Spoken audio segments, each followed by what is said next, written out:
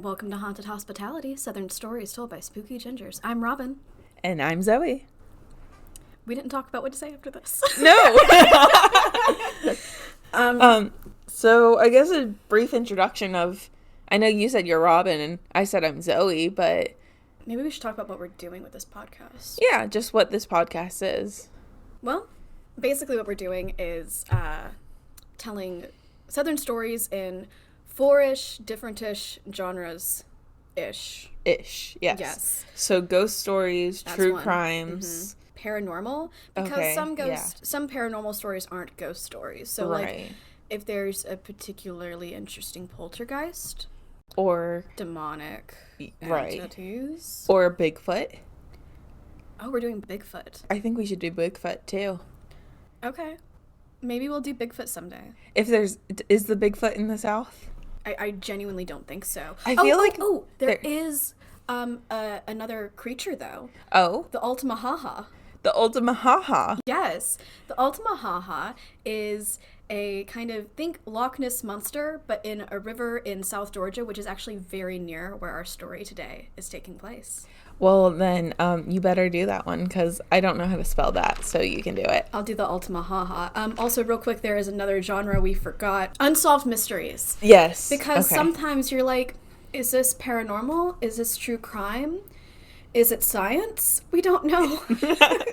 So basically... Is it a figment of all of our imaginations? Probably. Probably. So basically, again, Southern storytelling of a spooky nature.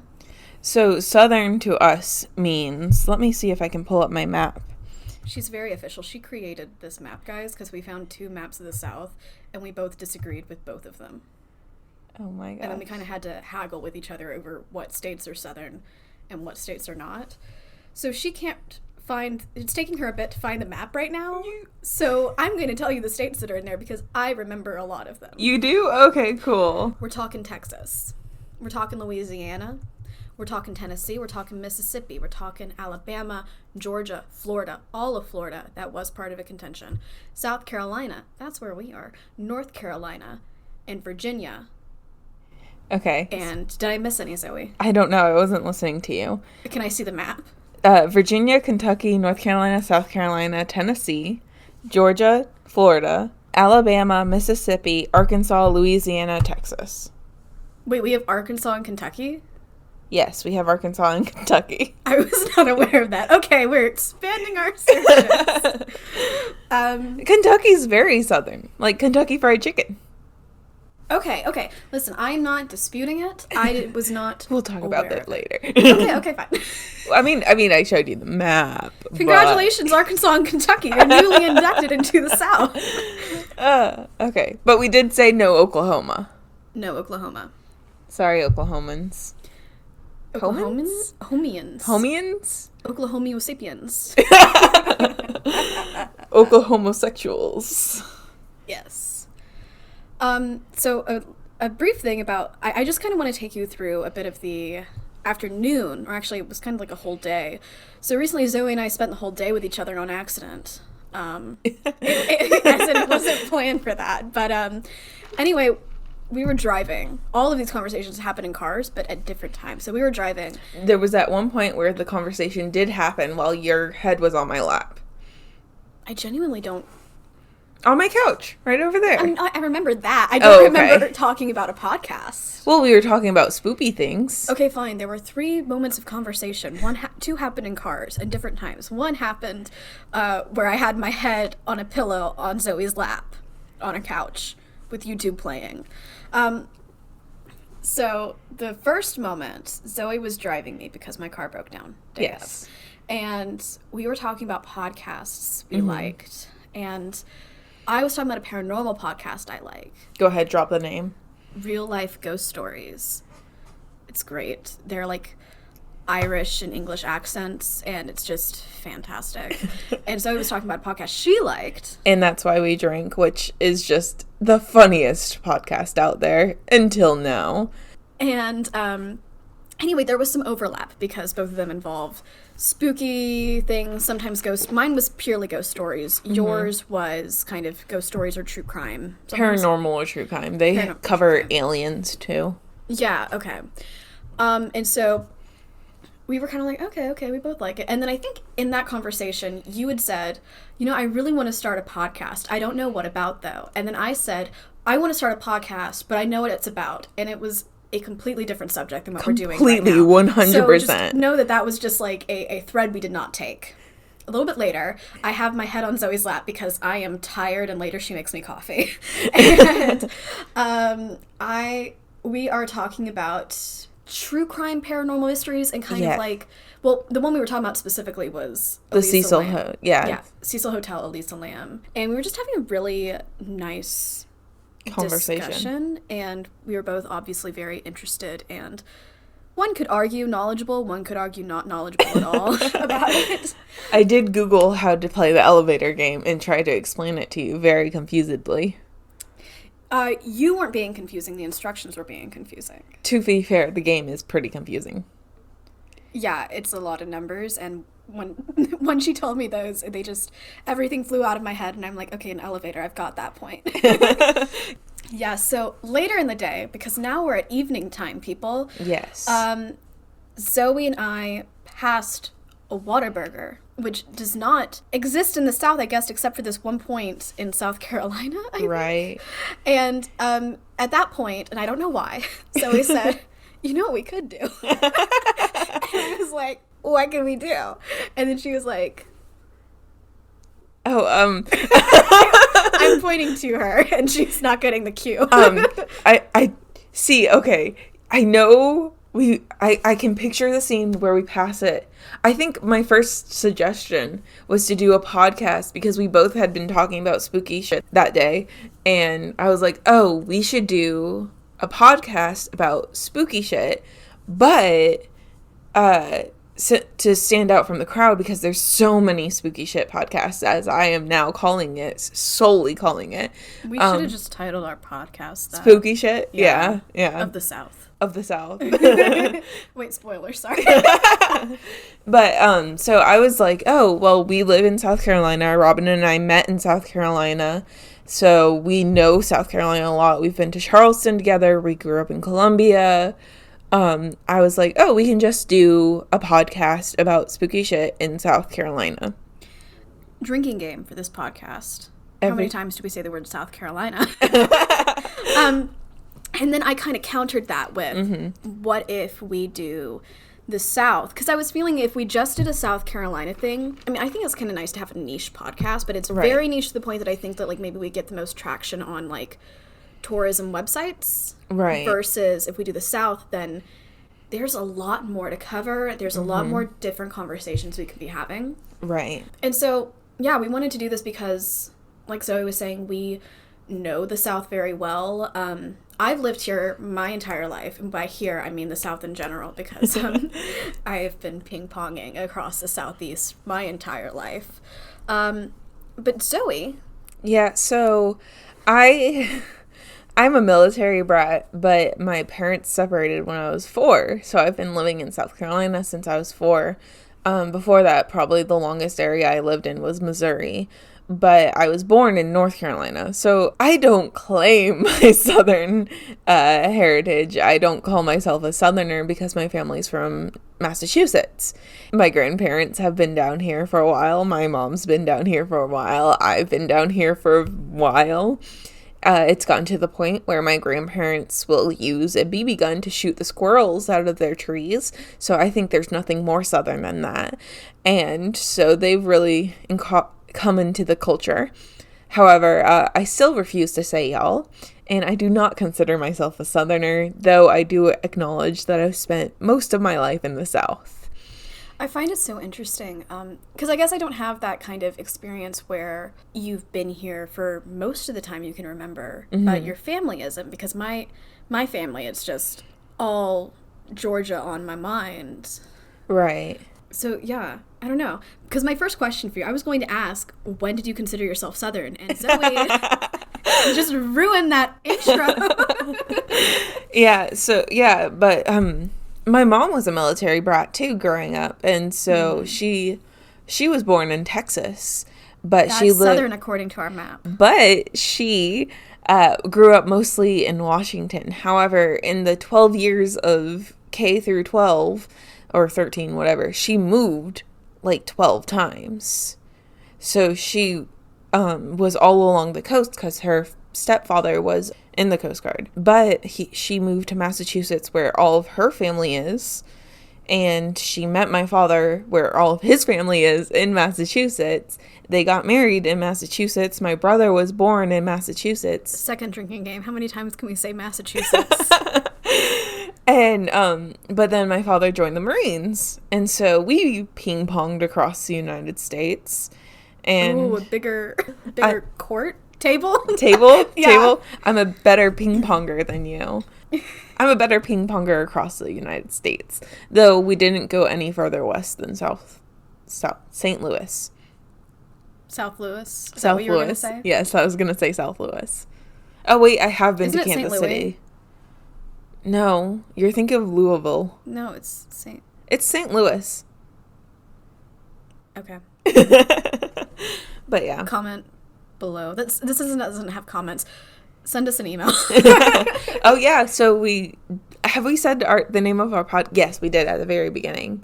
We managed to get that far. Yes.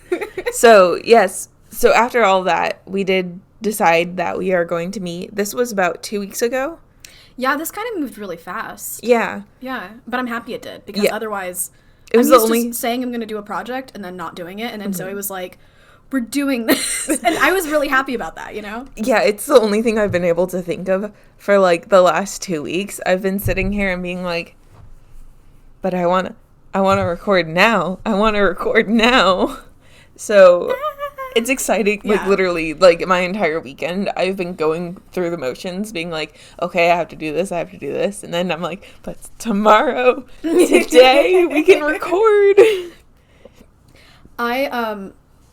Before, I swear to you guys, we're getting to a ghost story. And it is a ghost story. Spoiler alert on the genre-ish-nish of it. But first thing I kind of want to ask, Zoe, do you believe in ghosts? So, that's a long answer. I mean, we have the time. True. Short answer, yes, I believe ghosts exist. Okay. Long answer, so my grandmother, my father's father, is like she was a quarter Cherokee. You said your father's father. I'm sorry, my father's mother. She was like a quarter Cherokee. Okay. And so, but she actually was raised like in Cherokee tradition. Like, so she was, I wasn't there for her youth, but. What? No. Yeah. Not your grandmother's youth. So I don't consider myself Native American because I wasn't raised like that. Yeah. But, so she definitely believed in spirits and ghosts and energies and the nature of the world and all of that. I was born with red hair and with my eyes open, which, according to ancient tradition, that means you're more susceptible to seeing ghosts if you were born with your eyes open and if you're born with red hair. I don't know why. That's just like I guess because redheads are the devil's children. By the way, we're both redheads. In case you can't tell. But when I was little, apparently I would always tell my grandma about these like 5 imaginary friends that I had and how I didn't like them very much. And that one of them was very, very mean. And he said like he hurt his family. And yeah, like I did. And my grandmother was like, there's no way a 6 or 7-year-old kid is sitting here imagining somebody who's mean. You know, they're gonna picture a purple panda, not somebody who's mean. And so my grandmother was convinced that I was seeing the spirits of the people who had died nearby. I have no recollection of this. I do not remember anything. And you were 5 to 7. I was 6 to 7. So I should remember it, but I genuinely don't. But I have so many stories that my family have told me where apparently I saw spooky shit and I just don't remember it. Oh my God. And I haven't really had a ghost encounter since I was in my probably hitting puberty, honestly. So, like, do you remember any of your ghost encounters? Or is it just a blank slate for It's you? a blank slate for me. I don't remember So anything. weird. I mean, But that's so interesting. my family constantly tells me, oh, I remember when you were a kid and you did this. And I'd be like, I have no idea what you're talking about. What about you, Robin? Do you believe in ghosts? I want to. Okay. So, okay. I have had experiences that lend me to that could possibly have been ghostly experiences. For example, but then again, it could also be a wild imagination. Like when I was little, and by that I mean maybe 3 or so. Like I've always been so afraid of ghosts. Okay. For one thing, like to a point that like now that I think about it, I think it's to a weird extent. Really? 'Cause like as far back as I can remember, I've been terrified of them. Like I would constantly be checking the mirror that was across from my bed. Okay. Like as a child. And then, so I slept with my door open to my bedroom when I lived in Macon, Georgia from like ages 1 to 9. And I thought I saw, and this is like where it gets like very cliche, like a white ephemeral, so kind of see-through, tall, very tall skeleton wearing a wedding dress and veil and carrying flowers and walking into my parents' room at night.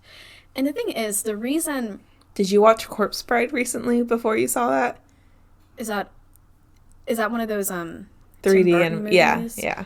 No. Okay. No, I don't think I've seen Corpse. I might have seen Corpse Bride once in high school. But, no, I saw that. And one thing it could have totally been, because I think it was, like, just seeing white out of the corner of my eye and then just, like, moving my head real fast, you know? And then imagination filling in the gaps. But at the same time, I can picture it in my head incredibly clearly. Right. Like, I know exactly what this possible ghost looks like. And again, it could be an incredibly vivid imagination. But I would remember just always being scared of, there was a train that went by my house like several times a day and in the night, right behind the backyard, and I thought it would bring ghosts. I was scared of running water and of mirrors, which of course, like running water and mirrors are actually a lot of things that are associated with ghost stories. Right. And then, of course, there's some other ghost stories, or maybe mostly one more that I had in college that I'm saving for another time, where a ghost might have shaken my shoulder. I don't know. But basically, I really would like to think that ghosts are real, and I love ghost stories. And I just would kind of, it's one of those situations where I would love to have firsthand evidence to myself one day that ghosts exist, but at the same time I'm like, please no, I don't want that, I'm terrified.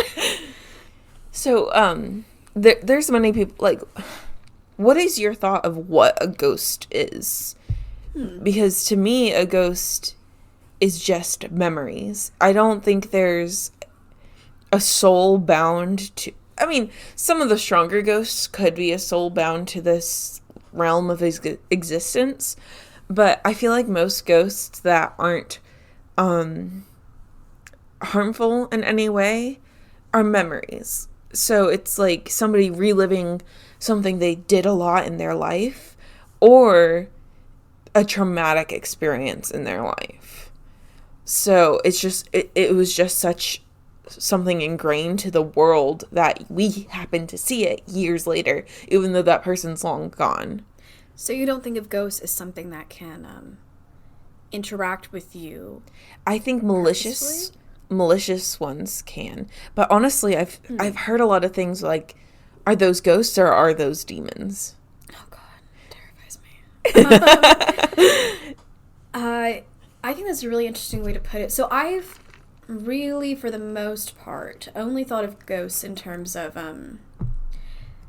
this is a soul that is bound to the earth for whatever reason. And I think maybe that's one of the reasons that it's so hard for me to wrap my head around it possibly existing, just because, you know, as you say it, it sounds odd and just, I don't know.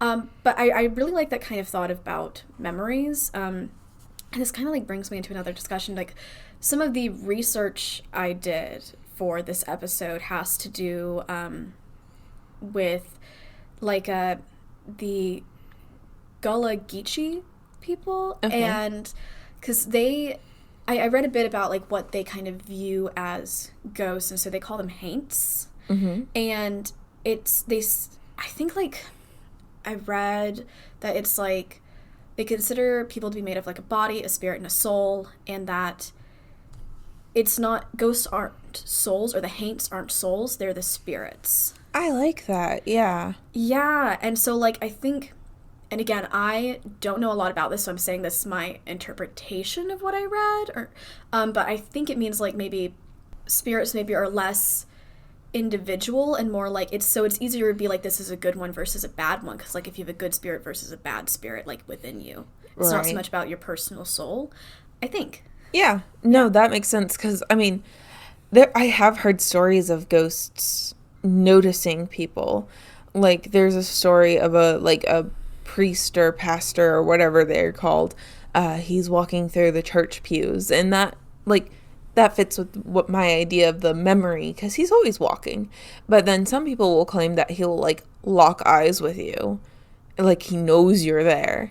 But if it's a body a soul, and a spirit, well then the body just goes into the ground. Yeah. The soul goes to whatever afterlife you believe in, and then the spirit stays here.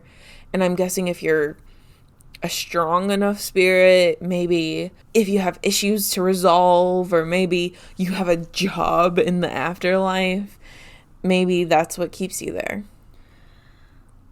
One thing, and so I'm really glad we're having this conversation, because one thing I want this podcast to be about is exploring through these kind of spooky stories the different cultures of the South, because there is not one universal Southern culture. There are, I mean, I'm talking about an island today, and there's multiple within this island, you know? Yeah. It's just, it's a whole bunch, and like coexisting, meshing, fusing together.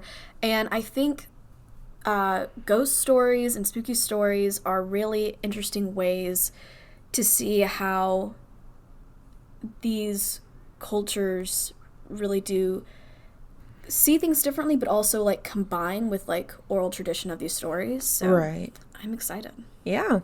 Well, I think that's enough of an intro, unless you had more questions to ask. I do not have more questions. All right. Well, let's get into it then. You want to go ahead and tell your first story? Yes, we're doing it. Okay. Woo! I've been so nervous, guys. Okay, so, Zoe. Yes. Have you ever heard of Mary the Wanderer? This is different from Bloody Mary? Yes, it is. Okay. You say Mary the Wanderer, and my brain isn't immediately saying, no, I have never heard of that. Okay.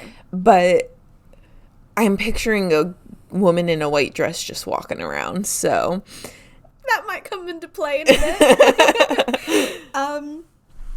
Okay, so for a bit of context, I have done my best to try to find the history and true facts of this, but a lot of this took place in 1824. So some of it might be like tradition more than like based in fact, but here's what I'm trying to, here's the story I'm trying to get to. Okay. In the early 19th century, 13-year-old Mary McCrae went from Glasgow to Savannah, Georgia via ship, along with her brother and her parents, whose names were Argus and Martha. Mm-hmm. Now, unfortunately, her brother and her parents, and I think a lot of people on the boat, died from smallpox. So she arrives, 13 years old. All by herself. All by herself in this entirely new continent. And at this point, I'm going to go ahead and assume there's no plan, because I'm assuming maybe if the parents came over with a plan, maybe they didn't share it with their 13-year-old daughter to the point that she could do it on her own. Right. So what I read is that it was in this church, kind of like just hang out, because where else do you go? You go to like maybe a public gathering place, and that two people who were also from Glasgow, a couple whose name was Amelia and Jeremy Grant, invited her to join them as they went to this place called the Marston Plantation, close to where they were. And because they had found jobs, and so she worked with them in the stables. And this is from one account I read. Basically, the consensus is she was a Scottish immigrant, but I could not find a second source for this information. Right. But anyway, they went to the Marston Plantation, and she worked in the stables. Eventually, this guy named Raymond Demere came to Marston Plantation, and the Demeres, okay, their name also might be Demery, but like I'm just gonna say Demere, okay? Raymond Demere, I'm unsure if this is like the father or the son, because there are 4 straight Raymond Demeres in a row. Okay. It began with Captain Raymond Demere, who fought alongside General Oglethorpe, who in my... Oglethorpe. Have you never heard that name before? I have not, no. Oh, you know what? Now that you say it, there's a Kyle Oglethorpe in our high school. No, I'm kidding. You could tell me that's the case, and I would believe you. Because people keep mentioning people we went to high school with, and I'm like, all right, no idea who you're talking about. Definitely, I remember them. Anyway, okay, listen. So Captain Demere fought with Oglethorpe. And I think Oglethorpe founded the state of Georgia. Okay. But to be honest with you, I'm not completely sure on that. So just take my word for it that colonialism, he was given a plot of land in South Carolina. Oglethorpe was. No. Raymond Demere. Captain Raymond Demere. Okay. Was given a plot of land in St. Simon's Island, Georgia. Okay. So we're talking colonialism, we are talking slave trade, we are talking some not good times. So fast forward, he has a son named Raymond Demere. Of course he does. Is like the head of the plantation. Okay. And the plantation is called Mulberry Grove. He is the head of the plantation, and then he has another son, also named Raymond Demere. The third. This was very confusing to research. And I am unsure if it was Raymond Jr. or Raymond III that invited Mary from the Marston Plantation. Gotcha. To join them over in St. Simon's Island at Mulberry Grove. Okay. Anyway, she went to Mulberry Grove. Also, another thought is that, like, it might have even been, like, Raymond Demere's own plantation, the Marston one, because I read his will, and there was, like, a thing that was, like, I read an abstract from his will, and there was a thing that was, like, this place in McIntosh County, and it's, like, it said Martin Plantation or something similar, and then it had a question mark by it, like, it wasn't sure if that's what he actually wrote down, so I'm wondering if it was Marston, and that it was his space anyway. Okay. That's not really important. Okay. Anyway, Junior or the third invited Mary. Junior the third invited Mary. This is a grown-ass man. Invited Mary to join in Mulberry And she's still Grove. 13.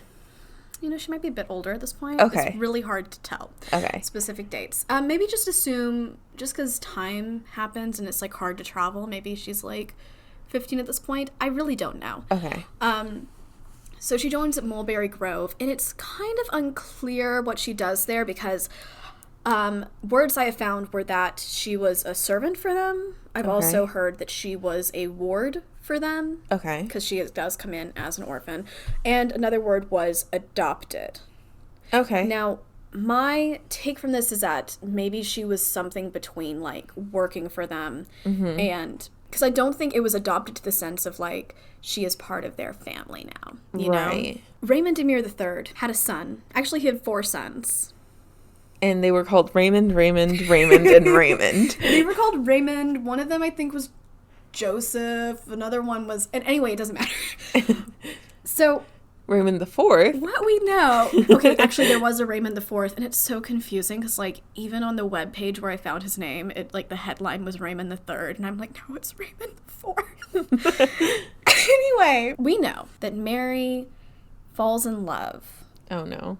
With one of the 4 sons. Now, here's what was tossed around on the sites I frequented. Okay. The name Lamont. Okay. Another thing was just one of the sons, like they don't know which one. And the other option was Raymond. Mm-hmm. And I gotta tell you, it was Raymond. I would have loved for it to have been any other name but Raymond. Uh-huh. But it was Raymond. Okay. And that's she fell in love with. It was Raymond.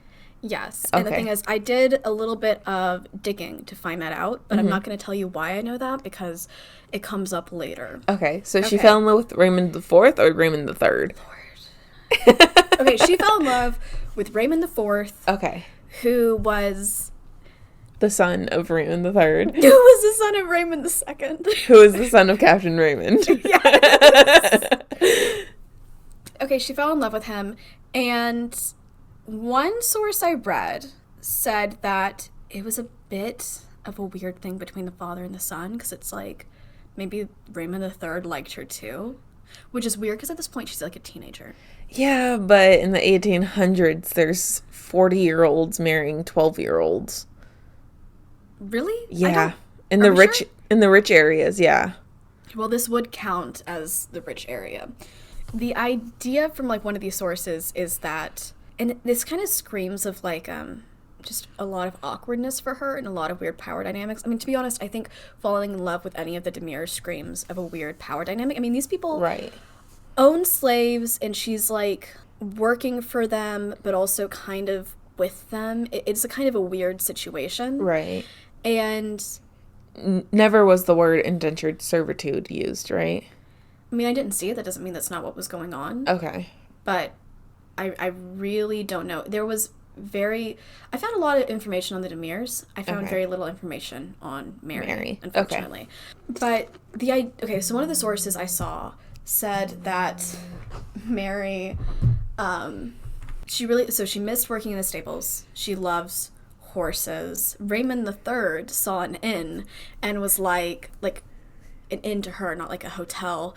He was like, hey, listen, I have a horse I could give you. And then she's like, I don't really know how to ride horses, but thank you anyway. Mm-hmm. And then he's like, I'll teach you how to ride horses. So now she's on a picnic with this guy as he's about to teach her to ride a horse. And this source says that, by the way, the source is Haunted Georgia by Alan Brown. Woo! Yes. And it says that Raymond IV galloped up on a horse, and then he kind of rescues her from having a picnic with his dad, an awkward picnic, an awkward power weirdness picnic. Okay. But still, he just picks her up from a picnic, and they go back to the stables and confess their love. To be honest with you, I think this is, I don't know, this was the only place I saw that information, but to be honest, this is the only source where I saw, like, the information on her name and, like, that she was from Glasgow specifically and stuff. Okay. Other sources just say she was a Scottish immigrant named Mary who was an orphan. So the whole thing with the horse might have happened, but totally and completely, basically it seems that she and Raymond IV started seeing each other, mm-hmm. and that they were in, like, kind of secret courtship, and that they were getting more serious. And I don't exactly know if they were found out or if it was a thing where Raymond IV confronted his father and said, I want to marry her. So we don't really know. The common idea of it is that they were engaged, but I don't really know that for sure. Okay. Anyway, basically, the discovery of their relationship ended up with a huge blowout fight between, like, probably verbally. I mean, I don't know if a punch was thrown. A punch could have been thrown. But between Raymond III and Raymond IV. Okay, Raymond IV is 20. Okay. He did what maybe, like, if you're a teenager, you do when you're mad at your parents. You leave the house. Yeah. You leave the house. He got in a boat along, I'm going to butcher this name, Gascoigne Bluff. Okay. along the Frederica River, which is the river. So St. Simon's Island is a barrier island, and the Frederica River runs along the east side of the island as like a thin separation between it and the mainland. Okay. And so he started off on the boat to Brunswick, and Mary the Wanderer, who at this point was not Mary the Wanderer, she was just Mary, saw him off. Now, And she stayed in the house. yeah, which is like another, the thing they never like bring up in the story was like, was it not a great idea for maybe him to get so mad that he leaves without her? Yeah. Because the idea is that he's going off to Brunswick to hang out with some friends because he's pissed at his dad. And I'm like, but maybe His Mary, dad might, like, attack Mary?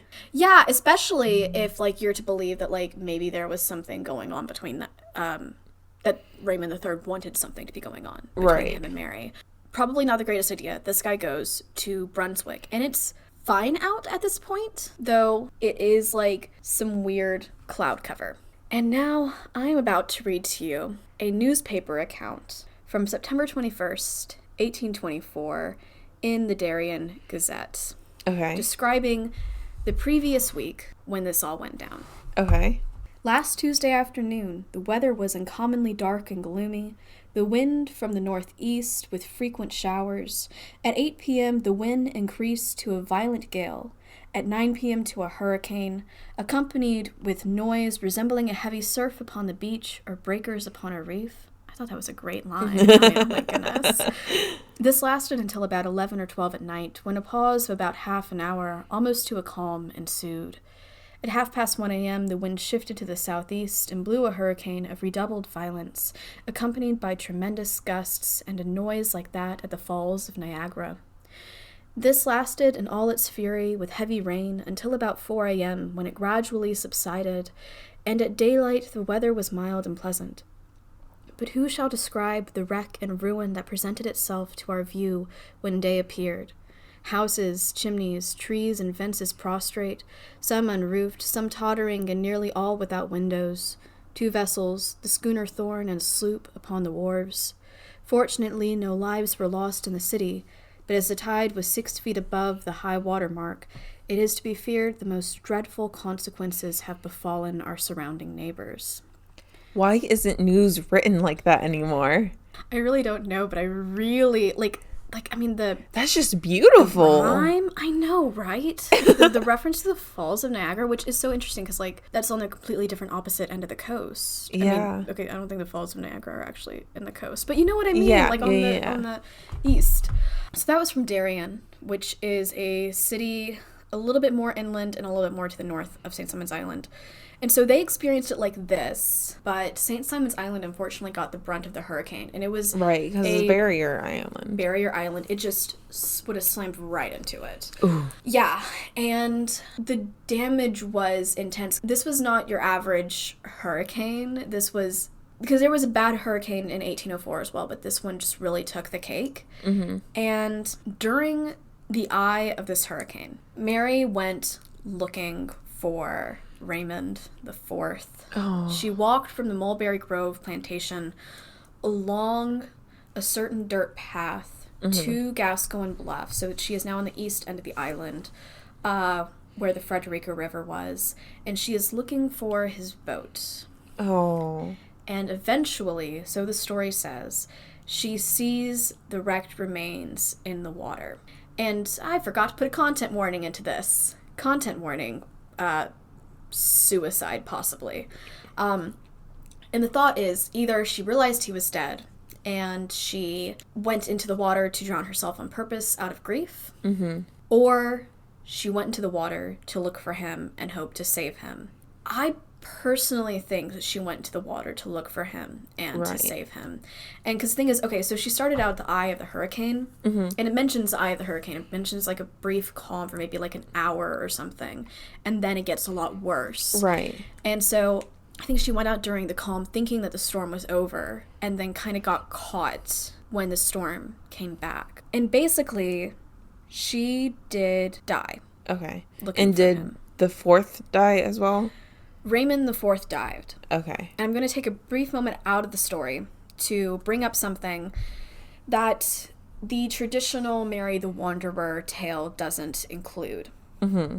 there were 4 enslaved men with Raymond IV on the boat with him. Oh. And that is, I only found this when looking up the newspaper, like, account of the hurricane. Uh-huh. None of the tales mention that. You know, they'll sometimes mention the Demir family, which are a slave-holding family, but they don't mention how he was found. They don't mention that he wasn't alone. In fact, they actually, some of them say that his body was never found, which isn't true. It was. Okay. And obviously the bodies of the 4 other men were found as well. So this newspaper in particular, I went looking to see if there was any record of Mary dying. And I might have found it, but I'm not completely sure. So it gives the names of the white people who died. Because there was actually an engaged couple, or a couple that was thought to be engaged, that is not Mary and Raymond, who they both ended up dying. They found both of their bodies. And it was kind of really sad because the guy was holding on to, like, maybe like an hour layer of clothing of the woman. So the thought was he was trying to pull her back from something and to save her. Right. But it didn't work out. Yeah. And so, like, it gave that kind of detail for the white people, but when you're talking about the black people who died, that's really not the case. They're given in numbers instead, and they say who they, quote, belong to. Oh my gosh. And so I may have found evidence of Mary dying, but also it's not clear because basically it said one woman who belonged, quote, to Raymond Demir. This would have been the second because the grandfather was actually still alive, died. And I don't know if that is talking about somebody else, but I'm kind of assuming it might be Mary. Okay. But then again, it didn't give a name. And that kind of is also part of, did they not give a name? If it is her, did they not give a name just because she was kind of working for him in some sense? Or should I believe that it's not her because they gave a name to the other white people? I'm not exactly sure about all that. This is kind of the end of what happened at this point of the story. And so a brief thing for history in general, because we are talking about a plantation. After the Civil War, the Demirs, they were no longer with the Mulberry Grove property. Okay. And it actually turned into, so the Demirs lived in Harrington Hall. That was the main house.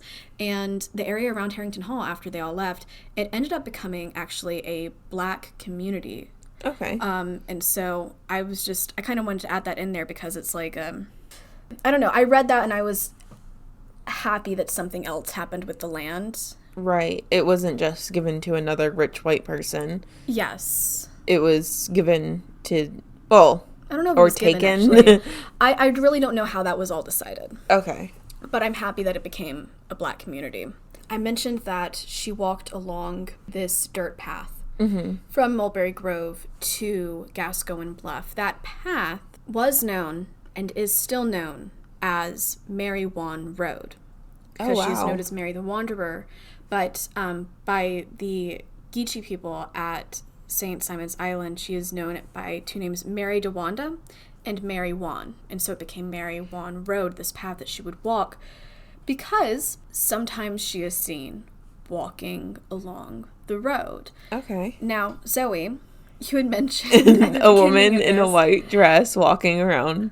Yes, and that is, yeah, basically that's how she was seen. And the reason I found that so funny is because the descriptions of her ghost are very, I would consider cliche. Okay. Because you have the white dress, her, but they are a little bit varied.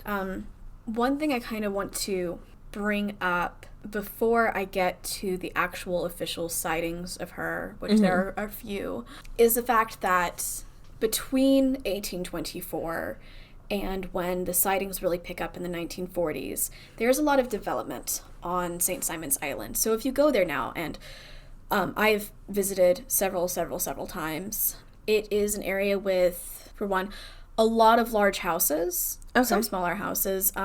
It is basically a very touristy island. By that I don't necessarily mean tacky, but I mean there's a lot of hotels, there's resorts, there is basically this thing called a Sea Island Golf Course, which takes up a lot of land. There's actually also a small airport for kind of rich people who have their small planes to come into, like It's an area for where like some like you can go there and have an inexpensive vacation, but it's right near this place called Sea Island, which is like literally attached to it, and that is a resort for like the mega rich. Gotcha. Okay.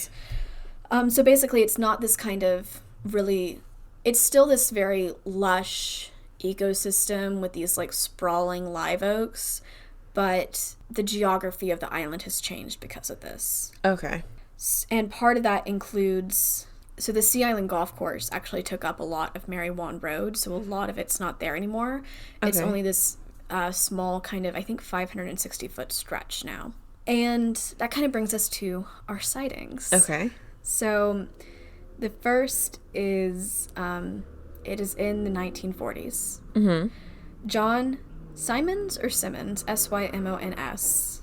I'm not quite sure. I'm not sure. I would assume Simmons. Okay. But that kind of makes sense because we're on St. Simon's Island and I don't want to just keep saying Simons. So John Simmons and his wife are visiting St. Simon's Island. Now, he was in the Navy and he had just gotten back from deployment. And it is August at 2 a.m. in the 1940s, so there is no air conditioning. Ugh. Yes, they can't sleep, so they decide, we're going to try to, like, get a breeze going. We're going to drive around the island. So they end up passing the airport, and all of a sudden, in front of their car, they see a woman in a white dress with a veil holding a lantern in front of a horse. That's a lot to take in. Okay, so, like, she's leading a horse or she's, like, talking to a horse? I think she's like facing the car. I think she's leading the horse. Okay. And so it's kind of this funny moment that was described where like John Simmons and his wife are like sitting beside each other in the car going, do you see that? And they're both like, yeah, I see that. And then they confirm it's like, yeah, it's a woman with a horse. Yeah, okay, we both see this. And when they see her, it suddenly gets cold. Oh no. I know. And then fog creeps up like the windshield and the windows and the back windshield. They can't see in the darn car. Oh no. I don't know why I censored myself there. We already they can't see in the darn car. And so John Simmons is like, well, I guess I'm still driving. So he opens the door.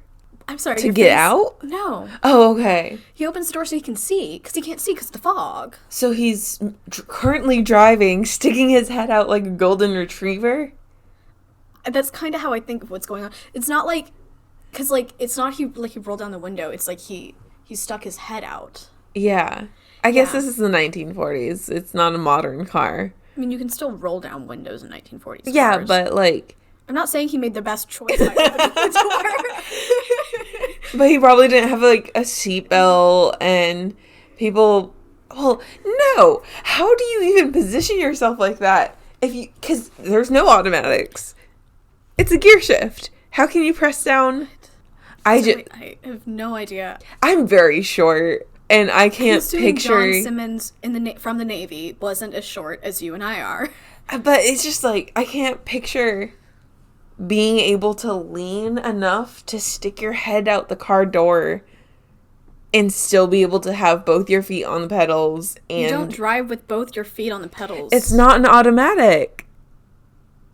This is the you drive with both your feet on the pedals and not automatic cars? Yes. I didn't know that. Yes, there's a third pedal in non-automatic cars. Maybe he's not... Okay, how about this? Let's assume maybe he put the brakes on. Okay, he's not moving forward. I don't know, Zoe. Okay. Okay. Anyway, so he sticks his head out like a golden retriever. Maybe he's making mistakes and the car is grinding its gears and it's mad at him. I really don't know how good of a driver this man is. Okay. All I know is this guy who just came back from the Navy is probably like, man, this is the weirdest thing I've ever seen, and I've been in the Navy. So he opens the car door, sticks his head out, sees her again. He still sees her. And... Okay, this is where I'm kind of confused because it mentioned he saw her walk like 560 feet or something. And I don't know if she was walking or if he was driving. I don't know if both were moving. I don't know but somebody wasn't still. I don't know who it was, but somebody wasn't still. And based on the stories, I have to kind of assume that she was walking. Okay. Because she's literally the wanderer. Right. Yeah. WandaVision. I cannot tell you how many times WandaVision came up while I was trying to Google it. Anyway, so he sees her, and then suddenly she disappears. Okay. Dun, dun, dun, dun. Dun, dun, dun, dun. And so does the fog, automatically, immediately. Right. And he's like, okay. That's like what I have to assume that moment was like. So yeah, that's the story for them. And then they just kind of like, I guess, told people. And then drove off. Yeah. Well, drove off and then told people, yeah. And then, like, I mean, that's kind of clearly Mary the Wanderer, because, like, okay, I forgot to tell you, she's typically seen in a white dress, might be a wedding dress, with a horse, sometimes with a horse. Why a horse? Oh, because she wanted to ride a horse. Well, see, I'm not quite sure if that part of the story was made up because of the horse. Oh, okay. Or if the horse was because of that part of the story, because I'm not quite sure where everybody gets their facts from. Honestly, when you first told me about the horse, I was just thinking of the American Girl, Felicity. I started to watch that movie, but I never finished it. I'm sorry, movie? I'm talking about the books. Okay, get off your high horse. I read Kit and Samantha. High horse! Okay. Anyway, I read Kit and Samantha, too. And Julie. And another one. Thanks. Molly. Ooh, I loved Molly. Anyway, sorry. Back to the stories. So this was a cut and dry Mary the Wanderer sighting in the 1940s, which is about 120 years after her death. She died. Yeah. Okay. So, like, she's sticking around. The next one. Uh-huh. Carolyn Butler. Okay. She, at one point, taught elementary school. Every single source mentions that. I don't know why. Maybe it's because, like, that's really, like, a trustworthy thing to do. Oh, you're an elementary school teacher? Yeah, I trust you. You're not going to lie to me, even though you probably lie to your students 12 times a day? Yeah, exactly. At this point, she was either teaching elementary school or not teaching elementary school. Yes. Most people in their lives are either teaching elementary school or not teaching elementary school. I am currently in the point of my life where I'm not teaching elementary school. I do not plan to change that. I'm also not teaching elementary school. That's good. I'm glad we've established this. Yeah, I was really wondering, Zoe. Anyway. Carolyn Butler did not believe in ghosts. Shame. For shame. Carolyn Butler had a dog named Boots who was either a boy or a girl. Okay. Because, like, everything says, like, he, but in quotes I saw from her, she said she, so I'm assuming it's she. Right. And people just assume he. But it's, like, so interesting because, like, one of the books I read, it was, like, referring to it in he in the same paragraph as she was referring it she. That's interesting. Yeah, but then again, that same thing happened with my cat. Like, the pound kept calling her, like, him, and I'm like, but it is a girl, right? Like, we just spayed her. Yeah, that's concerning. I think you need a new vet. It was the pound. It was the shelter. Oh, okay. I don't think the vet did that. Wait, are you talking about Remy? Yeah, I'm talking about Remy. Remy, which is the most adorable little ginger cat. Yeah, I really wanted a girl ginger. I don't know why. I'm a girl ginger. Carolyn Butler did not believe in ghosts. Right, and she had a dog named Boots, and we don't know if Boots believed in ghosts or not, okay? Okay. Carolyn Butler was wearing, like, a bathrobe or something. Risky move. She was taking her dog out. Okay, and I don't think the dog was on a leash. I think she lived on the southern part of the island. A lot of this happens on the southern-ish part of the island. Okay. Her dog, like, I guess a few houses down or something, started, like, barking a lot. Okay. And she saw a white blob floating, like, quote, white blob, floating toward her. And she was like, what's this? And the dog was just flipping out. Okay. And she was really, like, wondering, okay, anyway, the white blob got, like, really close to her. The dog was flipping out. She took the dog, which was kind of like kicking and screaming type of thing, and brought it home. But really soon after that, the dog got out. Oh, no. Yes. Went to this store on Ocean Boulevard that had never been to before. Okay. Ocean Boulevard's another main street in St. Simons. And, you know, she told her husband, she's like, okay, well, we gotta get the dog. And also, I saw a ghost. And then he's like, you didn't see a ghost, because he was like just a typical man in every horror movie who's like, right. What's happening is not happening. Yes, anyway, yes. But she's like... And what year is this? It doesn't say. It's sometime before 1978. 1970, okay. Yes. And so she... they go, they retrieve the dog from the store, and they bring it back, but the dog is restless, and it won't stay in the house another night. Every night, it gets out, and it runs somewhere else, because it is just terrified of the location now after seeing the white blob. Oh my gosh. They eventually have to give the dog away, just because the dog keeps getting out. Oh my gosh. Yeah. See, my first thing would be, okay, I guess we have to move. Because we saw a white blob. Well, because my dog keeps getting out. So yeah. to keep my dog happy, I have to move. To be honest with you, yeah, like, if Remy was, like, unsettled anywhere and, like, I had the money to move, I would move for my cat. Yeah, before you got rid of your cat. Absolutely. Oh my 100%. God, I can't even imagine getting rid of my cat. Okay, so, a month later, she is, like, out for coffee with a friend. Uh-huh. And the friend says, you saw Mary the Wanderer. Mm-hmm. And I don't quite know what the connection between White Blob and Mary the Wanderer is, other than the white dress of it all. Right. But the friend seemed pretty adamant that it's Mary the Wanderer, because a friend mentioned that she, like, would go looking for Mary the Wanderer, which, fun fact, Zoe, is something I've done too. Okay. I have biked around streets at night looking for Mary the Wanderer. That sounds super safe. I was accompanied by my father. Okay. Who was also looking for Mary the Wanderer. Okay, that's a little better. We were on vacation. And so now Carolyn Butler, who did not believe in ghosts, fully believes that she saw Mary the Wanderer. Okay. And doesn't have a dog. Oh. I know. I really hate that part of the story.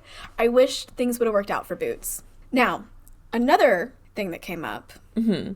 It's really interesting. It's a very non-detail specific sighting on a beach that I found at only one source. But to be honest, it's kind of the freakiest to me. Because I don't really think of Mary the Wanderer as malicious in any sense. So when I would be looking for Mary the Wanderer, I felt like I'm not looking for a scary ghost. I'm looking for a ghost who is searching for somebody. Because, like, that's her whole thing. That, like, she has the lantern up high because she is looking for Raymond IV. She's looking for her lost lover. But this guy was on the beach one day, and he was sitting down on the sand. And I think he was alone. I think the beach was empty. This woman is walking down the beach but toward him. And she has wet hair. Her dress is wet. It's like a wedding dress that's wet. Right. Head is down. He can't see her face. As she passes him, she tilts her head to look at him. And she doesn't have a face. Ooh. Yeah. And so he's thinking, Mary the Wanderer, because white dress, it would make sense that she's dripping wet. Right. And so I'm surprised none of the other ghost sightings really mention her dripping wet, because that makes so much sense. The lack of face thing creeped me out. Have you seen Haunting of Bly Manor? No. So there is a I'm trying to think about spoilers. Basically there are ghosts in Bly Manor that don't have a face, because the idea is, like, the face fades with how long you're a ghost. Right. Okay. But there's one in particular that walks out of a lake. And so she has dripping wet hair, dripping dress, and with no face. And so when I read that account, I just immediately imagined the ghost from Haunting of Bly Manor, because it's so similar. Another sighting, could not find specifics about this, but I wanted to. Apparently a whole tour group saw her. Oh, okay. Yes. And I'm like Googling, okay, tour group sighting Mary the Wanderer, and nothing comes up other than the fact that apparently they saw her. And I'm like, okay, but details, quotes, corroborating evidence. I don't know. Give me sources. You're telling me there's a tour bus and nobody had their tour group and nobody had their cameras out and, like, we're taking pictures, like, vlogging. I don't know. Like, I did have a friend who went on a tour group in Greensboro, North Carolina. And she got videos of orbs on her phone. Ooh. Yeah. I need to ask her about that sometime. Maybe she can be a guest on our show. Oh, she would love it, I think. Okay, finally, and this is the biggest sighting. Okay. An airplane Specifically an Easter Airlines Martin 303. I totally understand what that is. It's an airplane. Yes. In 1953, it was flying into the airport on St. Simon's Island, the one kind of at the center of things, Malcolm McKinnon Airport.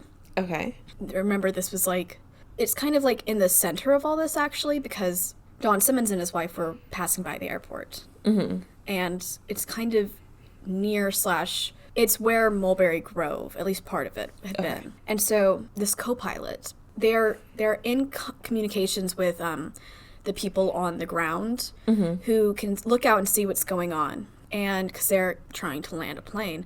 And so literally they're like in the process of about to land a plane. The co-pilot over the mic freaks out. He's like, oh my God, stop, there's a woman. Oh gosh. There's a woman. And the people down there are like, there's no woman. And then he's like, there's a woman and a horse. And she is holding on. And they're like, there's really nobody. But he's like adamant. He's like, there is somebody there. And this is a co-pilot. This is a guy who's like partially in charge of flying the plane. And so eventually... Does the pilot see it? Or there's no... That's not mentioned. Okay. Eventually, and by eventually I mean this all had to happen really quick because literally they were going down. Right.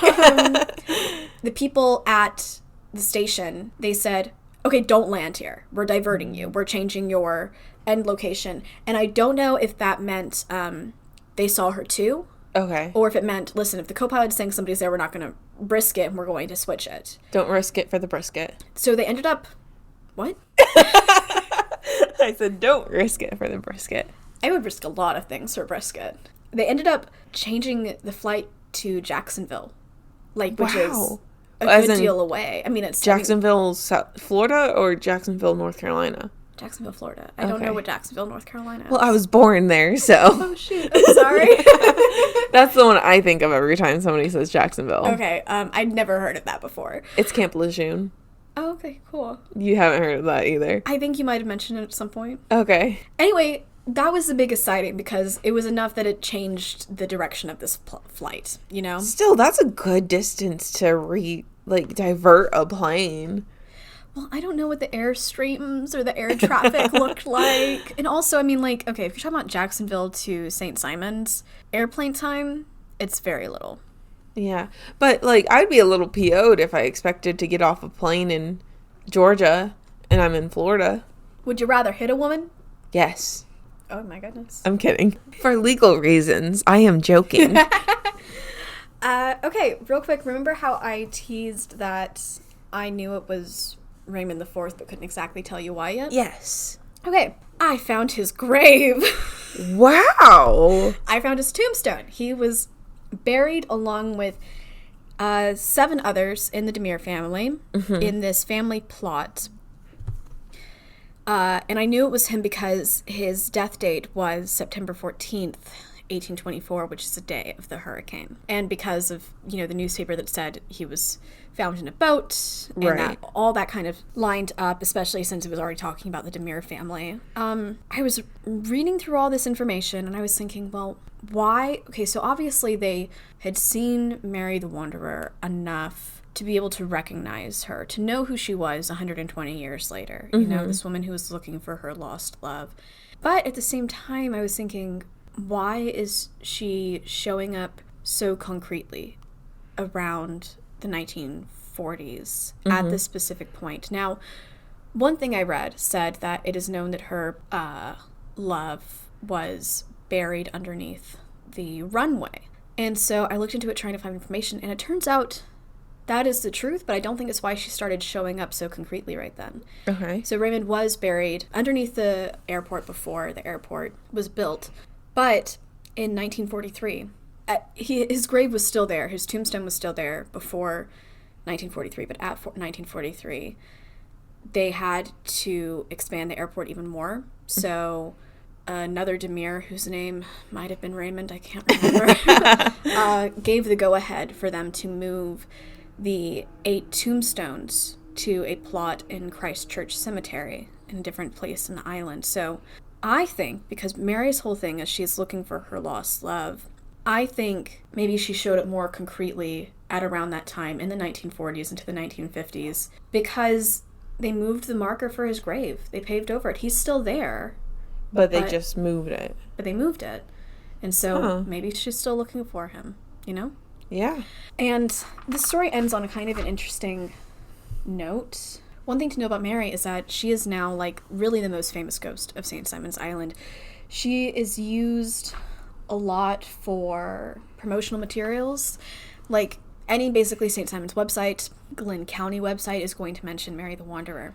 Because, you know, it is, like, such a touristy place. It is so developed. But there was one source I saw that said that locals believe if her road, which used to be a mile long and is now about 560 feet long, is completely developed over, then she will stop existing. And so I find it interesting that she's kind of, the ghost of her, the memory of her, is contributing to what might be her ultimate disappearance. Interesting. Yeah, that is the story of Mary the Wanderer. Well, thank you. Yeah. Wow, that's interesting. Especially, but I know that last little bit you said, like, people believe that she'll disappear if she's paved over. But she appeared on the runway. She appeared on the runway, but then again, like, maybe your ghost can be tied, maybe a ghost can be tied to something without necessarily having to be at it all the time. Right. But, like, she's known to kind of, like, go along that road, though it seems like maybe not just that road, too, because she's often, I think, at Gasco and Bluff. Along the Frederica River shore. To be honest, every place in St. Simon says that, oh, there was a Mary sighting here. Yeah. Even though I don't always think that that's true, you know? Well, there's at least 4 places that I know of that claim that President Roosevelt... Which one? FDR. They say that FDR appears that... Franklin. Calling him Fred? Yeah, why was I calling him Fred? That felt wrong. FDR. Well, FDR are the letters in Fred, plus an E. True. But, yeah, I know, like, there's 4 places that claim that FDR's ghost appears there. There's, like, a bar in the White House. There's some other places. But, oh, and a hotel. I went to, like, a place in Georgia where he kind of went and was in these, like, he had a pool there, and he would soak in it to kind of help with his polio. I saw the pool. I saw the toilet paper in his bathroom. Gross. It was really old. I don't know if they claim to be haunted. It wouldn't surprise me. I mean, I feel like there's a rise in interest in haunted things and all of that. And maybe it's just because we have so many ghosts now. But you feel like interest is rising. That's interesting. Yeah. And I don't know. Maybe it's just because I'm getting more interested in it and I see it more. Okay. But I feel like more and more people are interested in it. Like, you can't go anywhere, in my experience. You know, any, like, tourist town you go to, you're gonna find ghost tours. Yeah. Like the very unsatisfying ghost tour that we took in Charleston. I mean... It was more of a historic tour. Yeah, and, like, we went to Charleston specifically to have a spooky weekend. Yeah. And our tour guide was so nice. She was great. She knew her history. She knew her history, but she even told us on the tour that she actually wanted to be a history tour guide, but that they just start everybody out on the ghost tour. And so here's just this bright, bubbly woman. It's, like, dark outside. We're by a graveyard. We want to be scared. And it's just, you cannot be scared in her presence because she's just so, like... A bubblegum blonde. Yeah, and, like, in the greatest possible way. Oh, definitely. But, like... I was like, please just terrify me. I'm here to be. I paid to be terrified. And damn it. I'm gonna be. We actually ended up trying to terrify ourselves. We did? Yeah. We went to the graveyard. The middle area. The gazebo. What? I'm sorry, what? We went to the gazebo.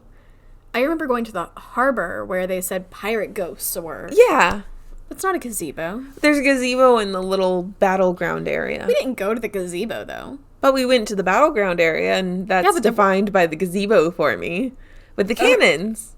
Yeah, the cannons. The cannons. The cannons. To be honest, like, information would have been a lot easier to find if this was a Charleston story versus a St. Simon story. Because I kept looking up information, and it kept being like, here's a Charleston ghost story you were asking for. And I'm like, oh, God.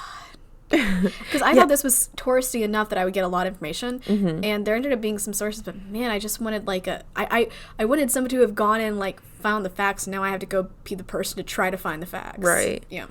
And I have a feeling like we're gonna probably do like 12 episodes on Charleston alone. Oh yeah, I mean, just because like there is so many hauntings going on, Right? And a lot of them are covered so well. Yeah, and plus, it's close enough that if we need to travel for like education purposes, we could. We totally could for education purposes, yeah, you know, and write it off in our taxes. For I have absolutely no idea how to do that. I was Googling it this weekend. I don't know how to do that either. Zoe, I was given a W-4 to fill out. I have no idea what to do. I don't know that either. Anyway. Well, I guess that ends our first episode. Yes. If you have feedback or your own ghost stories you would like to send us, please email Zoe. I don't know our email address. It is hauntedhospitalitypodcast@gmail.com. Are we sure? Or is that our website? Because No. I got confused. The website is hauntedhospitality.wordpress.com. Okay, thank you. Okay, so email us at hauntedhospitalitypodcast@gmail.com. And visit our website, which is currently a WordPress site. Oh, Lord. But I hope that one day we can pay for our own domain. But right now it is hauntedhospitality.wordpress.com. Yes. Leave us a review if you feel like it. Yes. Thank you for listening. We are going to have more of these coming at you in quick succession and then weekly. And we would just love to share these stories with you. Well, stay spooky, my friends. That's cute. Stay spooky.